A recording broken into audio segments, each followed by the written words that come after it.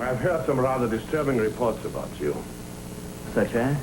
Such as the fact that you're spending so much time with people who are nothing but communists. Nothing but communists.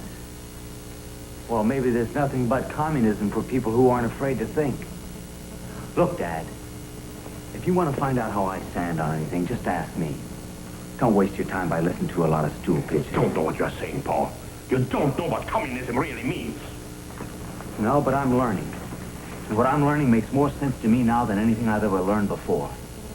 Your world is dying, Dad, and it's burying itself in the dry rot of imperialism and colonialism.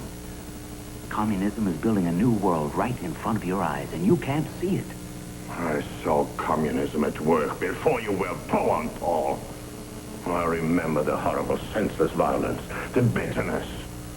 I saw the terror in Kiel and Berlin. You remember a man named Hitler? That's where your violence came from. But people like you couldn't see that either until it was too late.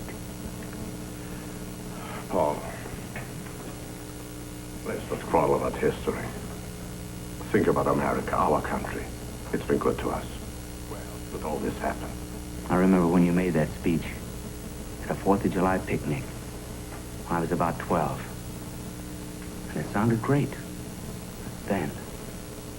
But somehow you flag wavers never get around to mentioning wars, depression, big business government, bigotry, Middle Eastern oil, the China lobby. What's the matter? Don't you read between the headlines?